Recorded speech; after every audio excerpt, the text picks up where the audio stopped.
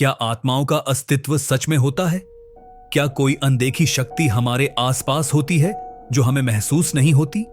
1973 में आई horror film the exorcist ऐसी ही एक खौफनाक घटना पर आधारित है, जिसमें एक छोटी बच्ची पर भूत प्रेत का साया पड़ जाता है। यह सिर्फ एक डरावनी कहानी नहीं, बल्कि इंसानी मन और अंधविश्वास के बीच की लड़ाई भी है। तो चलिए इस मूवी की पूरी कहानी को विस्तार से समझते हैं। कहानी शुरू होती है एक 12 साल की लड़की रीगन मैकनील से, जो अपनी मां क्रिस मैकनील के साथ रहती है। रीगन एक खुशमिजाज और सामान्य बच्ची होती है, लेकिन धीरे धीरे उसमें अजीब बदलाव आने लगते हैं। वह अजीब अजीब आवाजें निकालने लगती है, गुस्सा करने लगती है और कभी कभी अजीब हरकतें करती है। उसकी मां इसे सामान्य बीमारी समझकर डॉक्टरों के पास ले जाती है, लेकिन कोई भी बीमारी का कारण नहीं ढूंढ पाता। धीरे धीरे रीगन की हालत और बिगड़ने लगती है। वह एक अलग भाषा में बोलने लगती है, उसका चेहरा विकृत होने लगता है और वह ऐसी शक्तियां दिखाती है जो किसी इंसान के बस में नहीं होती। क्रिस को समझ में नहीं आता कि आखिर उसकी बेटी को क्या हो रहा है। घर में अजीब घटनाएं होने लगती हैं। कभी रात को अचानक चीजें अपने आप गिरने लगती हैं, कभी रीगन बिना किसी कारण हवा में उठने लगती है। एक रात क्रिस अपनी बेटी के कमरे में जाती है और देखती है कि रीगन का शरीर हवा में तैर रहा है।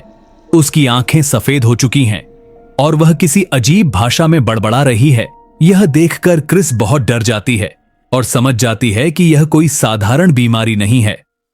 डॉक्टर भी उसकी मदद नहीं कर पाते और तब उसे किसी से सलाह मिलती है कि उसे एक पादरी की मदद लेनी चाहिए। यहीं से कहानी में एक नया मोड़ आता है। क्रिस फादर डेमियन कैरास से मदद मांगती है। फादर कैरास एक मनोवैज्ञानिक भी होते हैं, इसलिए वह पहले इस मामले को मेडिकल साइंस की नजर से देखते हैं। लेकिन जब वह खुद रीगन से मिलते हैं तो देखते हैं कि यह मामला किसी मानसिक बीमारी से ज्यादा कुछ और है।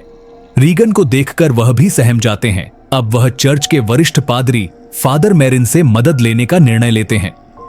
फादर मेरिन एक अनुभवी एग्जॉर्सिस्ट होते हैं, जिन्होंने पहले भी कई बार ऐसे मामलों में भूत भगाने का कार्य किया होता है। फादर मेरिन और फादर कैरास रीगन के कमरे में आते हैं और एग्जॉर्सिज्म शुरू करते हैं। यह एक कठिन और खतरनाक प्रक्रिया होती है, जिसमें रीगन का शरीर कभी दीवारों से टकराने लगता है, कभी वह अपनी गर्दन 180 डिग्री घुमा लेती है और कभी वह बहुत डरावनी आवाजों में चिल्लाने लगती है। फादर मेरिन पूरे विश्वास के साथ प्रार्थना करने लगते हैं, लेकिन इसी बीच कुछ ऐसा होता है जिससे सबकी रूह कांप उठती है। रीगन अचानक से उठकर हवा में तैरने लगती है और जोर जोर से चिल्लाती है। उसके अंदर का शैतान फादर मेरिन को चुनौती देता है। यह जंग कई घंटों तक चलती है और इस दौरान फादर मेरिन की हालत बिगड़ने लगती है। आखिरकार वह शैतान से लड़ते लड़ते दम तोड़ देते हैं। अब पूरा दारोमदार फादर कैरास पर आ जाता है। फादर कैरास गुस्से में शैतान को चुनौती देते हैं और चिल्लाते हैं, अगर तुझमें ताकत है तो मेरे अंदर आ जा। अचानक रीगन शांत हो जाती है और फादर कैरास के शरीर में कंपन होने लगता है। अब शैतान उनके शरीर में प्रवेश कर जाता है। फादर कैरास इस स्थिति को समझ जाते हैं और खुद को खिड़की से बाहर फेंक देते हैं। गिरने से उनकी मौत हो जाती है, लेकिन रीगन बच जाती है। क्या आत्माओं का अस्तित्व सच में होता है? क्या कोई अनदेखी शक्ति हमारे आसपास होती है जो हमें महसूस नहीं होती? 1973 में आई हॉरर फिल्म द एक्सॉर्सिस्ट ऐसी ही एक खौफनाक घटना पर आधारित है, जिसमें एक छोटी बच्ची पर भूत प्रेत का साया पड़ जाता है। यह सिर्फ एक डरावनी कहानी नहीं, बल्कि इंसानी मन और अंधविश्वास के बीच की लड़ाई भी है। तो चलिए इस मूवी की पूरी कहानी को विस्तार से समझते हैं। रीगन अब पूरी तरह सामान्य हो चुकी होती है। वह कुछ भी याद नहीं रखती कि उसके साथ क्या हुआ था।